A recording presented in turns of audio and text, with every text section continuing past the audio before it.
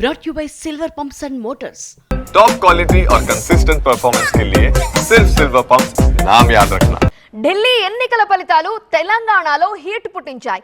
BRS Congress నేతల మధ్య మాటల తూటాలు పేలుతున్నాయి. ఢిల్లీ ఎన్నికల ఫలితాలపై స్పందించిన కేటీఆర్ రాహుల్ గాంధీపై సెటైర్లు వేశారు. బీజేపీని గెలిపించినందుకు రాహుల్ కి కంగ్రాట్స్ అంటూ ఎక్స్ లో ఆయన పోస్ట్ చేశారు. ప్రాంతీయ పార్టీలను దెబ్బ కొడుతూ కాంగ్రెస్ బీజేపీకి మేలు చేస్తోందన్నారు కేటీఆర్.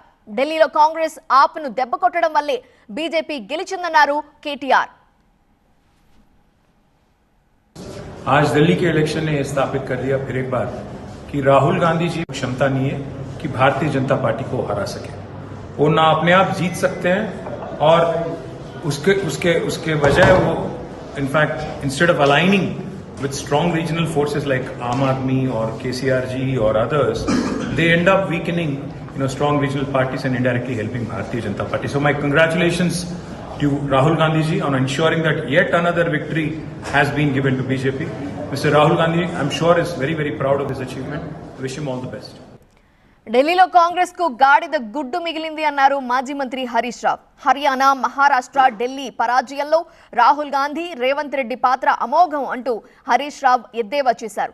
6 గ్యారెంటీలు, 420 హామీలు అమలు చేసి ఇతర రాష్ట్రాల్లో రేవంత్ ఎన్నికల ప్రచారం చేసుకోవాలి అన్నారు. లేదంటే ఎక్కడ అడుగుపెట్టినా ఇవే ఫలితాలు వస్తాయన్నారు హరీష్.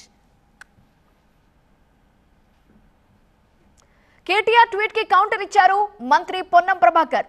ఢిల్లీలో కాంగ్రెస్ ఓటమి కన్నా బీజేపీ గెలుపు కేటీఆర్ కి ఆనందం కలిగిస్తున్నట్టు ఉంది అన్నారు ఆయన. కేసుల మాఫీ కోసమే కేటీఆర్ బీజేపీకి మద్దతుగా నిలుస్తున్నారని ఆరోపించారు. బీఆర్ఎస్ అధికారంలో ఉన్నప్పుడు బీజేపీ అండతో దోచుకొని ఇప్పుడు అధికారం పోయాక కేసుల నుండి విముక్తి కోసం బీజేపీ భజన చేస్తున్నారని అన్నారు. దేశాన్ని ఏలుతామంటూ పార్టీ పేరు మార్చుకున్న పార్టీ ఢిల్లీ ఎన్నికల సమయంలో ఎక్కడికి పోయిందని ప్రశ్నించారు పొన్నం.